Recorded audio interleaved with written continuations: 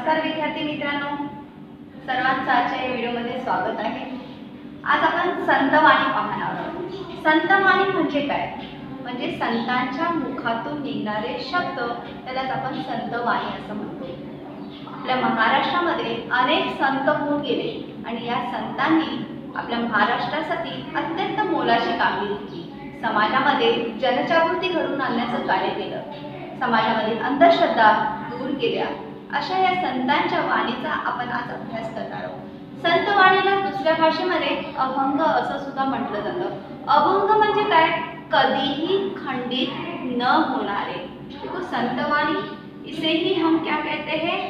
अभंग। और दूसरा वर्ड है उसे कधीही खंडित न होणारे। कधी कधी आपल्याला परीक्षेमध्ये असं विचारलं जातं की संतवाणी म्हणजे काय? तर संतवाणी म्हणजे अभंग आणि कधीही खंडित न होणारे, मतलब उसकी वाणी को, उनकी जो वाणी है उसे कोई भी तोड़ नहीं है, ऐसे इसे हम कहते हैं अभंग।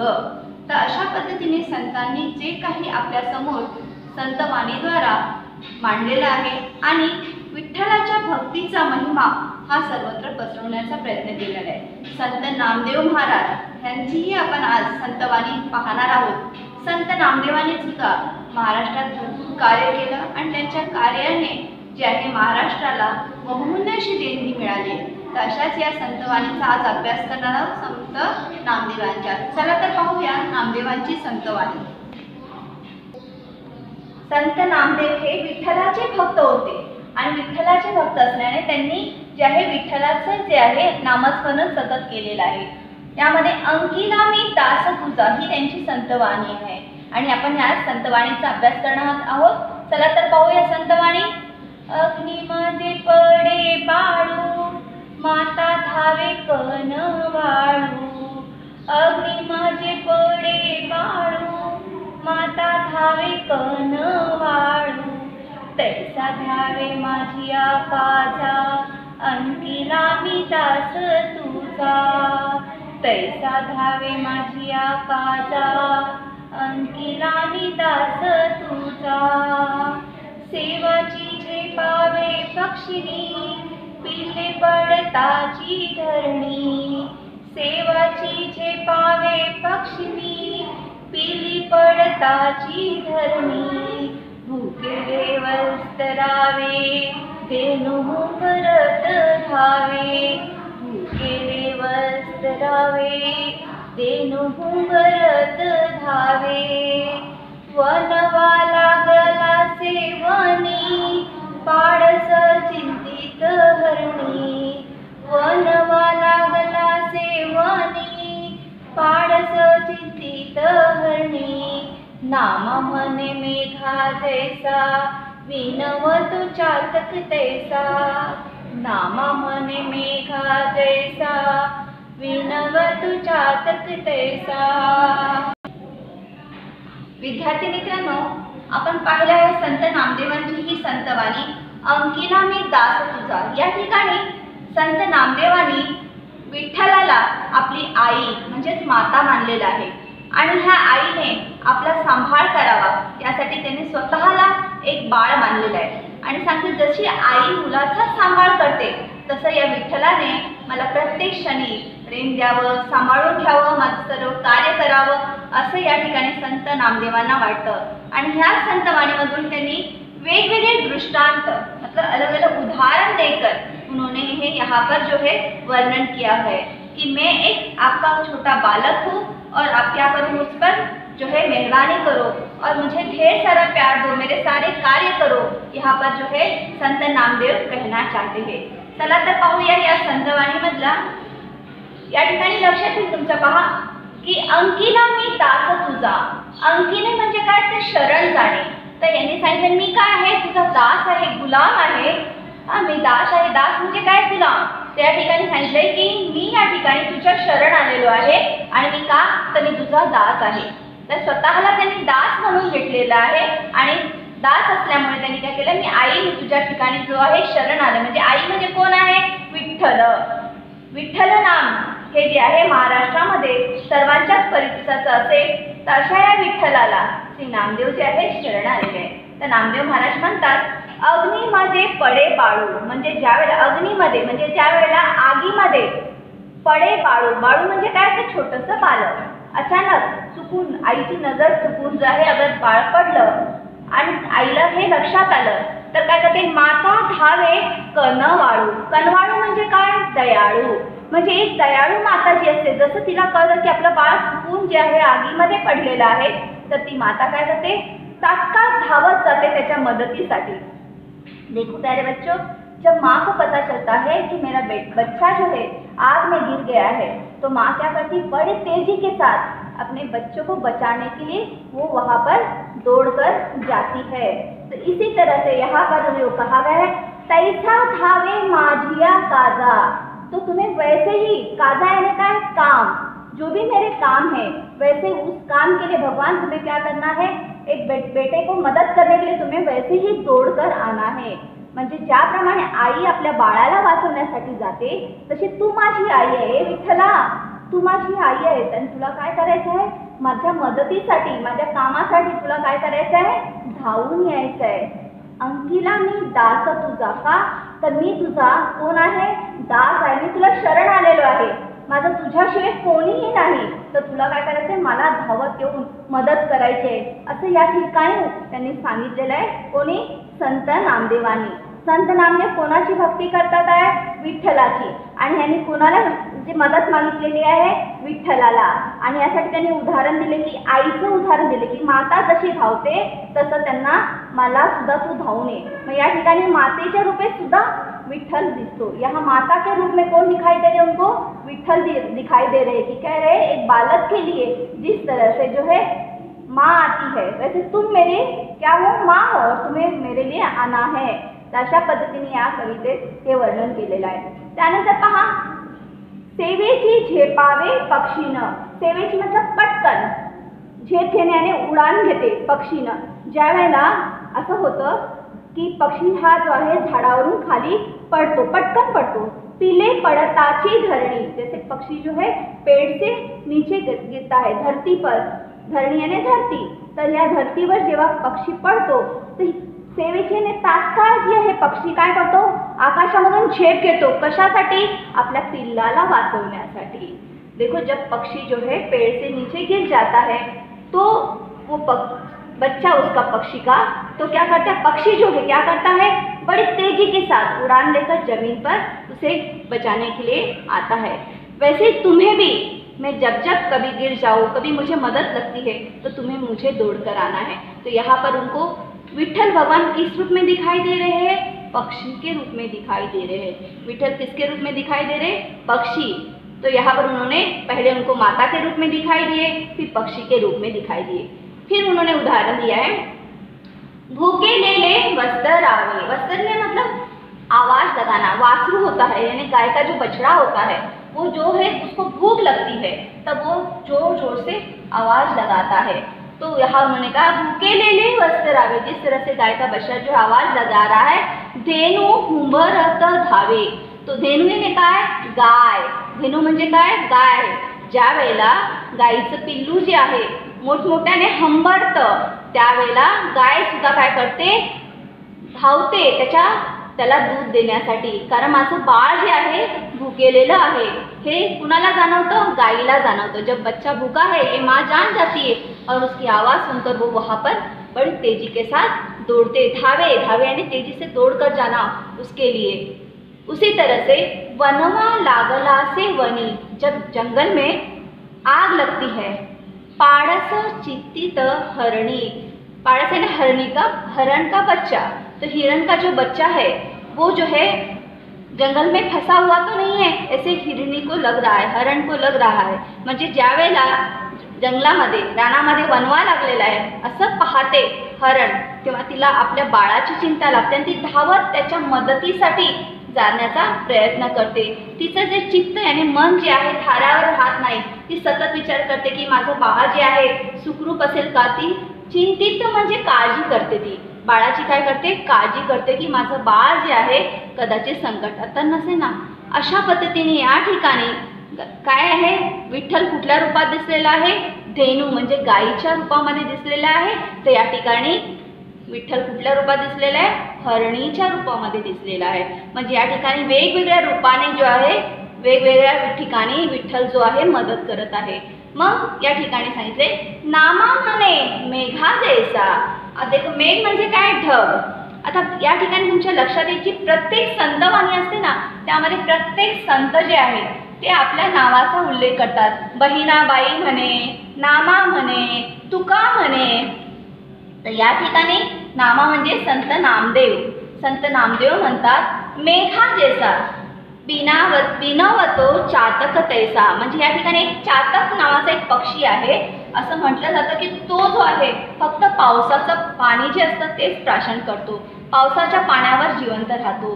तसं नामा सांगतोय की नामा म्हणतो की ए मेघा, जसा मेघ जसा बरसतोय तसं काय कर, तू चातक पक्षाला पाणी देतो मेघाचं, तसंच तुला काय करायचंय? माझ्यासाठी तुला धावत यायचंय. आणि विनवतो म्हणजे विनंती या ठिकाणी केली की ए परमेश्वरा, तू माझ्यासाठी ये धावत, मी तुझी वाट पाहत आहे. म्हणजे नामदेव महाराजांनी या ठिकाणी काय केलेलं आहे? वाट पाहिलेली आहे आणि सांगितलं आहे की माझ्या मदतीला तू धावून ये. म्हणजे ह्या ठिकाणी तुमच्या लक्षात आलं असेल की संत नामदेवांनी कशा पद्धतीने वर्णन केलेलं आहे. म्हणजे तुम्ही लक्षात ठेवा. आणि हे जे काही शब्द दिलेले आहेत आपण ते शब्द आता पुढे पाहूया. या ठिकाणी पहा शब्द दिलेत. अंकिला. अंकिला म्हणजे शरण आलेला. अंकिला म्हणजे काय? शरण आलेला. अग्नी माझी म्हणजे आगीमध्ये. कनवाळू म्हणजे दयाळू. कनवाळू म्हणजे काय? दयाळू. माता म्हणजे आई, जननी. त्यानंतर आहे माझिया. माझिया म्हणजे माझ्या. काजा म्हणजे काम, कार्य. दास म्हणजे गुलाम. सेवेची म्हणजे पटकन. धरणी. धरणी म्हणजे जमिनीवर. वस्त्रावे म्हणजे वासराच्या आवाजाने. वासरू मतलब कोण है? गाय का बछड़ा. धेनू. धेनू म्हणजे काय? गाय. हुंबरत मतलब जो गाय आवाज लगाती है हमा करके, उसे हंबरणे बोलते हैं, तो वो आवाज जो है हंबरणे. वनवा. वनवा म्हणजे काय? अग्नी. वनी म्हणजे रानामध्ये, जंगलामध्ये. पाडस म्हणजे हरणीचे पिल्लू. चिंतित म्हणजे काळजी करणे. आणि मेघ म्हणजे ढग. तर विद्यार्थी मित्रांनो, असे हे सर्व शब्द दिलेले आहेत. हे सर्व शब्द तुम्हाला वहीमध्ये घ्यायचे आहेत, कारण परीक्षेमध्ये आपल्याला समानार्थी शब्द विचारले जातात, पर्यायी शब्द विचारले जातात. त्याला तुम्हाला हे सर्व शब्द आले पाहिजे आणि हे तुम्ही काय करायचे? शब्द पाठ करायचे आहेत. त्याच्यामुळे तुम्हाला परीक्षेमध्ये ह्याचा छान छान उपयोग होऊ शकतो आणि तुम्ही पटकन ह्याचे समानार्थी शब्द लिहून याचा आनंद घेऊ शकता.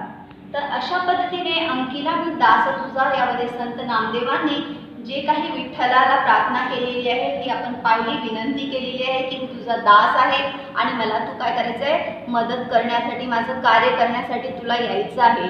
तो उन्होंने यहाँ पर अलग अलग उदाहरण दिए हैं. कभी आई, कभी पक्षी का, तो कभी गाय का, तो कभी हिरण का, इस तरह से मेघ का. तो ऐसे उदाहरण देकर उन्होंने उनको अलग अलग रूपों में विठ्ठल भगवान दिखाई दे रहे. तो इस तरह से यहाँ पर जो वर्णन किया हुआ है, तो ये संतवाणी यहाँ समाप्त हुई. लेकिन इसके बाद में परीक्षा में क्या होता है प्यारे बच्चों? यहाँ पर ऐसे ही संतवाणी परीक्षा में दी जाती है और इसी संतवाणी पर आधारित हमें कुछ प्रश्न पूछे जाते हैं. तो चलो हम देखते हैं कि प्रश्न किस तरह से होते हैं और हमें किस तरह से उसके उत्तर लिखने हैं. तो हम चलते हैं प्रश्नों की ओर. पहा, या ठिकाणी परीक्षेमध्ये तुम्हाला अशा पद्धतीने प्रश्न विचारलेले असतात. प्रश्न पहिला, पुढील पद्यांच्या आधारे कृती करा. मतलब पद्य यानी वो जो संतवाणी दी है उससे पढ़ना है और उसके अनुसार कृती करना है. तो या ठिकाणी पहा, संत नामदेवांनी श्री विठ्ठलाला या रूपात पाहिले, मतलब इस रूप में देखा है. कौन कौन से रूप में देखा है? मैंने आपसे बार बार कहा था, आपको ध्यान में आ रहा होगा की पहिला वाक्य जेव्हा तुम्ही वाचेल, माता धावे कनवाळू म्हणजे आईच्या रूपात. मग इथे आपण कुठलं रूप लिहिणार आहोत? की मातेचं रूप लिहिणार आहोत. दुसऱ्यांदा आपण पाहिलेलं की रूप जे होतं त्या ठिकाणी जे होतं पक्षिणीचं रूप होतं की पक्षी, म्हणून या ठिकाणी आपण पक्षी म्हणून लिहिणार आहोत. तिसऱ्यामध्ये तुम्ही पाहिलं असेल की त्या ठिकाणी जे आहे पक्षींच्या नंतर जे आहे या ठिकाणी जे आहे धेनूच्या रूपामध्ये म्हणजे गायीच्या रूपामध्ये, म्हणजे तुम्ही हा धेनू हा शब्द इथे लिहिणार आहात.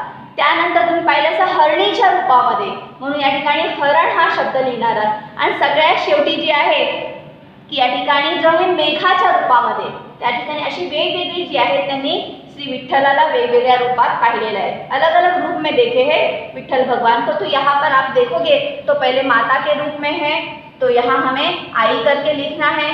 दूसरा रूप जो दिया गया है वहाँ पर जो है गाय का रूप है, हिरण का रूप है। उसके बाद जो दिया गया है हमें वहाँ पर जो है मेघ का रूप दिया गया है। तो हम आगे पीछे कर कोई भी उत्तर लिख सकते हैं, लेकिन हमें पांचों भी लिखना है। हमें ध्यान में रखना है कि कौन कौन से रूप में जो है आए हैं, तो इनको दिखाई दिए हैं। तो इस तरह से यहाँ पर हमें ये जो चौकोन दिया है, विद्यार्थी मित्रांनो असा आपल्याला हा चौकट दिलेला असते। या चौकटातच आपल्याला सुद्धा चौकोन बनवायचा आहे आणि या प्रत्येक चौकटीत ही उत्तरे लिहायची आहेत। मग तुमच्या लक्षात असं तुम्ही कविता जेव्हा वाचाल, संतवाणी वाचाल, तर तुम्हाला ही 5 उत्तरं छानपैकी मिळतील। आता पहा दूसरा प्रश्न, पुढील कृतीचे परिणाम लिहा। देखो इसका क्या परिणाम हुआ है वो लिखना है। तो यहाँ पहला प्रश्न आहे, जेव्हा वासराला भूक लागते, वासरू यानी क्या, गायचं पिल्लू, गाय का बछड़ा जो है उसे वासरू कहते हैं। तो उसे भूख लगती तो क्या होतं, तो गाय हमरत धावते, मतलब वो गाय जो है हम्बरने यानी आवाज़ लगाते हुए इसके पास दौड़ती है बच्चे के पास। तो यहाँ हम लोग लिखेंगे गाय हमरत धावते। दूसरा प्रश्न आहे, जेव्हा पक्षिणीचे पिल्लू झाडावरून खाली पडते, तर ती काय करते, पक्षी, आपण इकडे पाहूया, तुमच्या लक्षात येईल हा प्रश्न, पुन्हा एकदा आपण तिकडे जाऊ, मग तुमच्या लक्षात येईल की कशा पद्धतीने लिहिलेले, की पिले पडताची धरणी सेवेची झेपावे पक्षिणी, म्हणजे पक्षी जी आहे काय करते, तात्काळ म्हणजे पटकन काय करते, पक्षींची आहे झेप घेते, म्हणजे पक्षी पटकन झेप घेते। म्हणजे या ठिकाणी आपण लिहिणार आहोत पक्षी काय करते, झेप घेते। म्हणजे अशा पद्धतीने ह्या ठिकाणी याचा परिणाम काय झालेला, पक्षिणीने झेप घेतलेली आहे। मग आता हा प्रश्न तिसरा पहा, कोण ते लिहा। कोण है, परमेश्वराचे दास। आता आपण संतवाणी अभ्यासलेली, तर आपल्याला दास स्वतःला कोणी म्हटलेलं आहे, संत नामदेवांनी। संत नामदेव अपने आप को क्या कहते हैं, दास। म्हणून आपण या चौकटीमध्ये, या चौकोनात काय लिहिणार आहोत, संत नामदेव। त्यानंतर पहा, संत नामदेवांनी ज्यांना विनवले आहे, कुणाची विनंती केली आहे, नामदेवांनी। लक्षात आलं तुमच्या, कुणाची आहे, संपूर्ण पाठामध्ये आपण विठ्ठल विठ्ठल या नामाचा उल्लेख ऐकलेला आहे, म्हणजे कुणाची विनवणी केलेली आहे, विठ्ठलाची। म्हणजे अशा पद्धतीने तुम्ही या चौकटीमध्ये लिहायचं आहे। विद्यार्थी मित्रांनो, चौथा प्रश्न पहा, तुम्हाला एक परीक्षेमध्ये कवितेची कोणतीही ओळ दिली जाते आणि त्याचं तुम्हाला भाव व सौंदर्य स्पष्ट करायचं असतं। जसं या ठिकाणी आहे बघा, अग्नी म्हणजे पडे बाळू, माता धावे कन वाळू। ज्यावेळेला आगीमध्ये बाळ पडतं त्यावेळेला आई जी आहे धावते। या ओळीचा भाव सौंदर्य स्पष्ट करा। मग या ठिकाणी तुम्हाला काय करायचं आहे, याचा भाव सौंदर्य स्पष्ट करायचं आहे। मग आपल्याला कसं लिहायचं, तर आपण लिहिणार आहोत सर्वात प्रथम, अंकिला मी दास तुझा। यामध्ये संत नामदेवांनी या संतवाणीमध्ये स्वतःला एक बाळ मानलेलं आहे आणि विठ्ठलाला त्यांनी आई असं मानलेलं आहे। आणि ते सांगतात की आई, माझ्या प्रत्येक क्षणाला, माझ्या प्रत्येक कार्यामध्ये तू काय कर, मला मदतीसाठी धावून ये। मग त्यासाठी त्यांनी विविध उदाहरणे दिलेली आहेत। तर त्या ठिकाणी संत नामदेव म्हणतात की ज्या वेळेला आगीमध्ये अचानकपणे बाळ जे आहे पडतं, त्यावेळेला आई जी आहे त्या बाळाला वाचवण्यासाठी तात्काळ धावून जाते। तसंच तू सुद्धा काय कर, माझ्या मदतीसाठी धावत ये। म्हणजे अशा पद्धतीने तुम्ही त्याचा भावार्थ स्पष्ट करू शकता। तर हे तुम्हाला ह्याचा भावार्थ तुमच्या शब्दामध्ये लिहायचा आहे। तुम्हाला ह्याचा अर्थ कळला असेल तर तुम्ही तुमच्या शब्दामध्ये मांडायचा आहे। कमीत कमी 4-5 ओळीमध्ये हे तुम्ही उत्तर लिहू शकता। त्यानंतर पाचवा प्रश्न पहा, पुढील शब्दांचा अचूक अर्थ लिहा। म्हणजे या ठिकाणी तुम्हाला अचूक अर्थ म्हणजे समानार्थी शब्द लिहायचा आहे की या ठिकाणी अग्नी म्हणजे आग, माता म्हणजे आई जननी, धेनू म्हणजे गाय, धरणी म्हणजे धरती अवनी, असे वेगवेगळे शब्द तुम्ही या ठिकाणी मांडू शकता। त्यानंतर पहा, कोणाला म्हटले ते लिहा। किसे कहा है, कनवाळू, कनवाळू कोण आहे आणि चिंतितही कोण आहे। तर आपण ह्या ठिकाणी तिकडे जाऊया, तर तुमच्या लक्षात येईल की कनवाळू कोण आहे। तर या ठिकाणी येईल बघा, माता धावे कनवाळू, म्हणजे या ठिकाणी जी माता आहे ही कोण आहे, कनवाळू आहे। म्हणजे कोण आहे कनवाळू, माता। आणि दुसरं पहा, शेवटच्या ओळीमध्ये पहा, पाडस चिंतित हरणी, म्हणजे या ठिकाणी कोण आहे, चिंता करताय काळजी घेणारं हरणी म्हणजे हरण. मग त्या ठिकाणी आपण माता शब्द लिहिणार आणि या ठिकाणी हरण हा शब्द लिहिणार. म्हणजे ह्या चौकटीमध्ये तुम्हाला कनवाळू कोण आहे? माता आहे. चिंता काळजी करणारी कोण आहे? हरण आहे. मग अशा पद्धतीने तुम्हाला ह्या चौकटीमध्ये शब्द लिहायचे. विद्यार्थी मित्रांनो, हे सर्व तुमच्या समजलं असेल, लक्षात आलं असेल. छानपैकी कवी जी संतवाणी आहे सतत अभ्यास करा, सतत पहा, म्हणजे तुमच्या लक्षात येणार की प्रत्येक वेळेला आपल्याला असं नवीन नवीन वेगवेगळ्या पद्धतीने प्रश्न विचारले असतात ना, मग ते आपण छानपैकी लिहू शकतो. म्हणून सतत अभ्यास हा आवश्यक आहे. पुन्हा भेटूया पुढच्या व्हिडिओमध्ये. धन्यवाद.